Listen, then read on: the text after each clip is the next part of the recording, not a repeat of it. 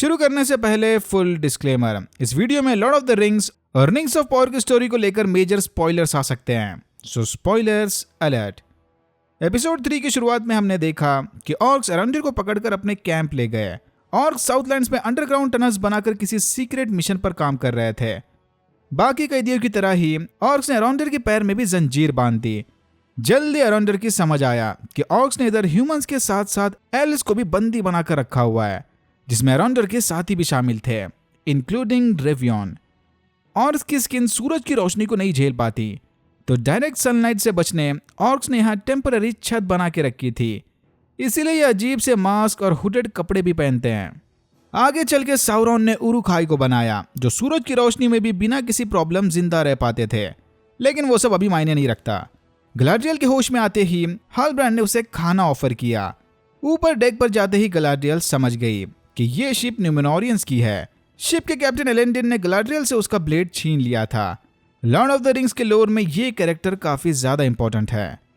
एक एल्फ को ह्यूमन के साथ समंदर में भटकता देख एलेंडल भी थोड़ा हैरान था। गलाड्रियल के पास एलेंडल के लिए काफी सवाल थे। अनफॉर्चुनेटली इन सवालों के जवाब देने का हक एलेंडल के पास नहीं था। ये गलाड्रियल को अपनी रानी से मिलवाने ले जाएगा, वहां उसे सारे जवाब मिल जाएंगे। हालब्रांड न्यूमेनोर के निहायत ही खूबसूरत किंगडम को देखकर हैरान रह गया।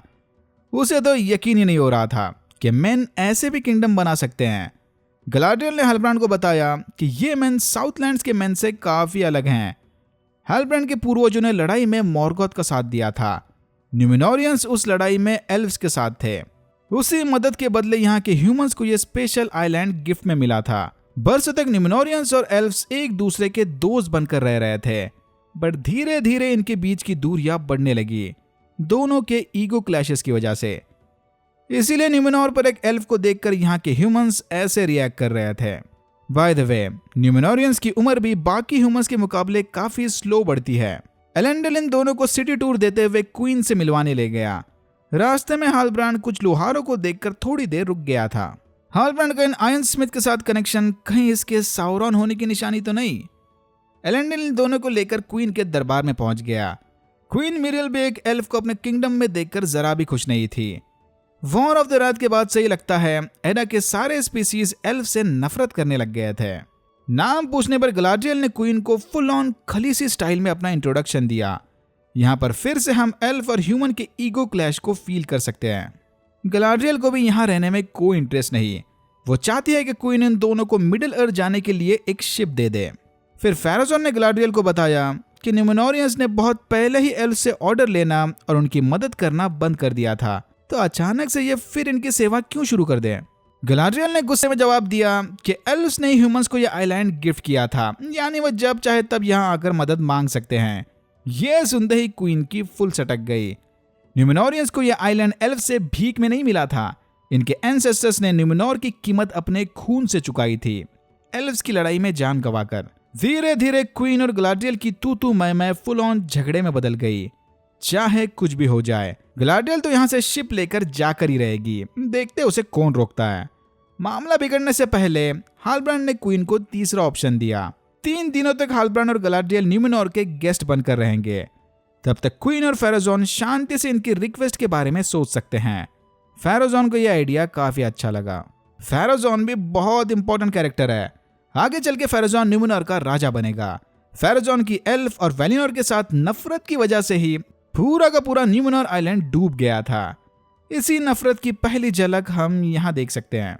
दरबार से बाहर जाने से पहले हालब्रांड ने एलेंडल को गले लगा लिया, एक तरह से थैंक यू बोलने, बट एक्चुअल में हालब्रांड इधर गलाड्रियल का ब्लेड चुरा रहा था।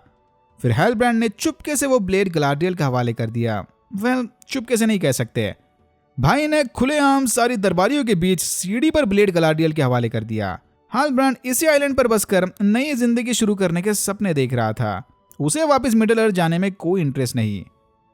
दोनों के जाने के बाद क्वीन और उसका कजिन फेराजोन एल्फ की सिचुएशन को डिस्कस करने लगे।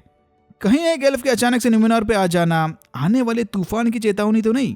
यहीं पर फेराजोन ने क्वीन को बताया कि जो इस एल्फ को न्यूमेनोर लाया है, यानी एलेंडल, वो किसी नोबल फैमिली से बिलोंग करता था, लेकिन अब सी कैप्टन बनकर सारी जिंदगी समंदर में बिताता है। एलेंडल अपने बेटे इसिल्डर को भी इसी काम के लिए ट्रेन कर रहा था। फिर हमारी मुलाकात हुई जवान इसिल्डर से। यस, वही इसिल्डर जिसने आगे चल के साउरॉन के हाथ से वन रिंग को काट के निकाला था। ट्रेनिंग करते वक्त इसिल्डर को किसी लड़की की आवाज सुनाई दी, जो एटलीस्ट मुझे तो सुनने में गलाडियल की तरह लगी। ट्रेनिंग पूरी करके किनारे पर वापस आते ही इसिल्डर उसकी बहन आयरियन से मिला। ये कैरेक्टर भी बुक्स में नहीं है। क्वीन मिरियल ने एलेंडिल को पूछताछ करने के लिए बुलवा लिया। रानी साहिबा को एलेंडिल के नाम से थोड़ा प्रॉब्लम था, क्योंकि एल्डर भाषा में एलेंडिल का मतलब एल्फ फ्रेंड होता है। इसे शक है कि कहीं एलेंडिल एल्फ के साथ मिलकर न्यूमेनोर के साथ गद्दारी तो नहीं कर रहा। न्यूमेनोर में रहने वाले ह्यूमन सीक्रेटली 2 हिस्सों में बटे थे, एक जो एल्फ के खिलाफ थे और दूसरे जो एल्फ्स के साथ थे। एल्फ्स के साथियों को द फेथफुल या एलेंडीली भी कहा जाता है।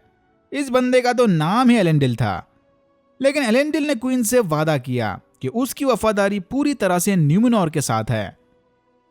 क्वीन ने एलेंडिल को अपनी वफादारी साबित करने ये तलवार थमाकर गलाडियल पर नजर रखने का काम सौंप दिया। दूसरी तरफ एल्फ साथ मिलकर और उसकी कैद से भागने का प्लान बना रहे थे। सबके जिंदा बचकर भागने की कोई जरूरत नहीं। इनमें से अगर एक भी सही सलामत यहां से बाहर निकलकर मैसेज पहुंचा दे तो इनका काम हो जाएगा। फिर हमें पता चला कि ऑर्क्स यहाँ के टाउन्स में किसी स्पेशल ऑब्जेक्ट या वेपन को ढूंढ रहे थे, शायद वही ब्लेड जो थियो के पास है। रेवेन्नी ने बताया कि ऑर्क्स के करंट लीडर का नाम एजार है। एरोंडर ये सुनकर काफी कंफ्यूज था कि ऑर्क्स भला किसी एल्डर नाम वाले बंदे को अपना लीडर क्यों बनाएंगे। इन्हें लगता है कि एजार शायद साउरॉन का एक और निकनेम होगा। साउरॉन की आइडेंटिटी सीक्रेट रखने शायद उसने जानबूझकर एजार का नाम अपना लिया। एलिस को एक जगह खड़ा होकर बात करता देख एक ऑर्क ने उन्हें रोक लिया। टॉपिक चेंज करने रिवियन ने ऑर्क्स को बताया कि वो टनल्स बनाने किसी पेड़ को नहीं काटने वाले। रिवियन के इस रिबेल बर्ताव से खुश होकर ऑर्क ने सबको पानी ऑफर किया, जो कि ऑब्वियसली इसकी चाल थी। सबको पानी से डिस्ट्रैक्ट करके उस ऑर्क ने इनके एक साथी को मार दिया। फिर सबकी सलामती के लिए एरोंडर पेड़ काटने के लिए तैयार हो गया। उधर न्यूमेनोर में गलाडियल गार्ड्स को चकमा देकर शिप चुराने किनारे पर चली गई, लेकिन एलेंडिल ने उसे ढूंढ लिया। एलेंडिल ने गलाडियल को हिंट्स दिए कि न्यूमेनोर पर सारे ही एल्फ से नफरत नहीं करते। हॉल ऑफ लोर में तो अभी तक एल्डर भाषा सिखाई जाती है। फिर गलाडियल के कहने पर एलेंडिल उसे हॉल ऑफ लोर ले गया। दीदी घोड़े पर बैठकर कुछ ज्यादा ही खुश नजर आ रही थी। हालब्रांड जॉब की तलाश में आयन स्मिथ से मिलने चला गया, लेकिन इधर सिर्फ स्किल से काम नहीं चलने वाला। न्यूमेनोर पर जॉब चाहिए तो हालब्रांड को पहले ऐसा क्रेस्ट या बैज हासिल करना होगा। फिर हालब्रांड ने कुछ लोकल वर्कर्स को फ्री की दारू पिलाकर उनमें से एक का क्रेस्ट चुरा लिया, लेकिन हालब्रांड की चोरी पकड़ी गई और वह वर्कर्स हालब्रांड को कूटने एक गली में ले गए। हालब्रांड ने सबको समझाया कि अच्छा होगा कि वो इस मामले को बातचीत से सॉल्व करें, लेकिन नहीं, उन वर्कर्स को तो कुटाई करनी थी। 2 पंच खाते ही मानो हालब्रांड के अंदर का शैतान बाहर आ गया। वो एक एक करके सारे वर्कर्स को बुरी तरह से मारने लगा। फिर एक बंदे ने समय रहते गार्ड्स को बुलाकर हालब्रांड को अरेस्ट करवा दिया। हॉल ऑफ लोर पहुंचते ही गलाडियल ने वहां के ह्यूमन सर्च इंजन को साउरॉन का सिजिल दिखाया। इस जगह को एल्रॉन के भाई एलरॉस ने बनाया था। एलरॉस भी एल्रॉन की तरह ही हाफ एल्वन था, लेकिन उसने एल्फ की मोर्टालिटी की बजाय ह्यूमंस की मोर्टल लाइफ चूज की। एल्फ से अलग होने के बाद एलरॉस न्यूमेनोर का पहला राजा बना। एलेंडिल ने गलाडियल को बताया कि न्यूमेनोर के पिछले राजा किंग टाल पलांटिर की एल्फ्स के साथ दोस्ती को लेकर ही यहाँ की अवाम ने उसे तख्त से उतार दिया था। टाल पलांटिर फिलहाल अपने ही टावर में कैदी की जिंदगी जी रहा है। जल्दी वह ह्यूमन सर्च इंजन सिजिल से मैच करने वाले कुछ रिकॉर्ड्स लेकर आया। इस पुराने डॉक्यूमेंट्स में मॉर्गोथ का बैकअप प्लान लिखा था। जस्ट इन केस अगर मॉर्गोथ लड़ाई में हार जाता है तो उसका सक्सेसर इस निशाने को फॉलो करते हुए ऑर्क्स के साथ अपना सीक्रेट किंगडम बनाएगा। यानी साउरॉन का छोड़ा वो निशान कोई सिजिल नहीं बल्कि साउथलैंड्स का मैप है। यही जगह आगे चल के मॉर्डोर कहलाएगी। फिर हमने देखा कि हारफूड्स माइग्रेशन की तैयारी में लगे थे। इस जंगल को छोड़कर दूसरे कैंप में जाने से पहले नोरी को स्ट्रेंजर की मदद करनी थी। नोरी ने जबरदस्ती पॉपी के साथ मिलकर सैडोक की बुक से कुछ पेजेस चुरा लिए। उन पेजेस पर बना स्टार कॉन्स्टलेशन स्ट्रेंजर को उसकी मंजिल तक पहुंचा सकता है। स्ट्रेंजर की मदद करने से पहले नोरी सैडोक की फाइनल स्पीच सुनने चली गई, जहां ये लोग अपने बिछड़े साथियों को याद कर रहे थे।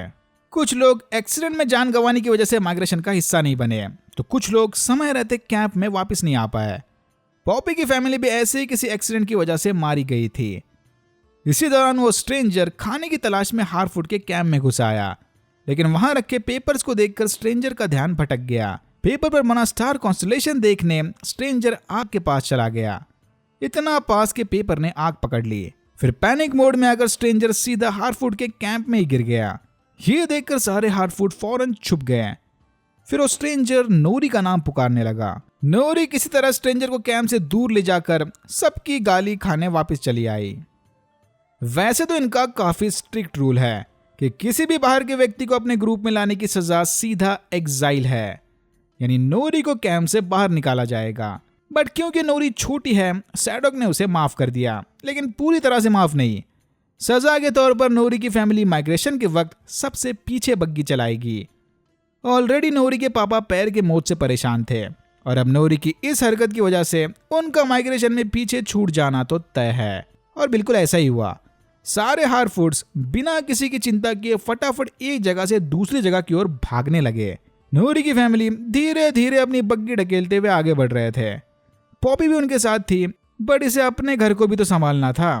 तभी नोरी के बग्गी से वो स्ट्रेंजर बाहर निकला और दोस्ती खाते में इन्हें मदद ऑफर की। थोड़ा हिचकिचाने के बाद ब्रैंडीफुड फैमिली ने आखिरकार स्ट्रेंजर की मदद कबूल कर ली। उधर न्यूमेनॉर में एलेंडिल अपने बच्चों के साथ बैठा डिनर कर रहा था। इसिल्डर को ट्रेनिंग से ब्रेक चाहिए था ताकि वो थोड़े पर्सनल एडवेंचर पर जाकर अगले साल ट्रेनिंग को फिर से ज्वाइन कर ले। इसिल्डर का भाई एनारियन भी शायद ऐसे ही मनमानी करके फैमिली से अलग हो गया था। एनारियन का नाम सुनते ही एलेंडिल का गुस्सा और बढ़ने लगा। एलेंडिल नहीं चाहता कि उसके बेटे पास्ट को लेकर अपनी जिंदगी खराब करे। इन्हें अब अपने पास्ट को भुलाकर आगे बढ़ने की जरूरत है। एलेंडिल ने इसिल्डर को फुल एंड फाइनल वार्निंग दी कि वो कहीं नहीं जा रहा, यहीं रहकर अपनी ट्रेनिंग पूरी करेगा। एलेंडिल, इसिल्डर और एनारियन आगे चल के बहुत इंपॉर्टेंट रोल प्ले करने वाले हैं, तो इन कैरेक्टर्स पर थोड़ा ध्यान रखना। एआरियन को भी बिल्डर्स गिल्ड में एडमिशन मिल गया। इसिल्डर के समझाने के बाद ही इसने फिर से अप्लाई किया था, लेकिन इसिल्डर ये खुशखबरी सुनने से पहले ही गुस्से में उठकर कहीं चला गया था। गलाडियल हालब्रांड से मिलने जेल चली गई। हॉल ऑफ लोन में इसने हालब्रांड के सिजिल को भी सर्च कर लिया था। यह सिंबल हालब्रांड के पूर्वजों का है, वो ह्यूमंस जिन्होंने मॉर्गोथ का साथ देने सबको इकट्ठा किया था। गलाडियल को लगता है कि ये दोनों साथ मिलकर एंसेस्टर की गलतियों को सुधार सकते हैं, यानी साउरॉन को हराकर। रात होते ही मीरियल सीक्रेटली अपने पापा टारपैलेंटिर से मिलने चली गई। इन्हें जिसका डर था वो घड़ी आ गई। एक एल्फ ने फाइनली न्यूमेनॉर की जमीन पर कदम रख दिया। साउथलैंड्स में एल्व्स भागने के प्लान को आगे बढ़ाने लगे। एराउंडर की मदद से इन्होंने ऑर्क्स को साइडलाइन कर दिया, बट तभी ऑर्क्स ने उनके पीछे वॉक को लगा दिया। फिर से एक बार जांबाज एराउंडर ने अपनी ताकत और स्किल्स दिखाकर वॉक को मार दिया। देख के लग रहा था कि रिवियन भागने में कामयाब हो गया, लेकिन ऐसा नहीं था। ऊपर जाते ही वो भी तीर का शिकार बन गया।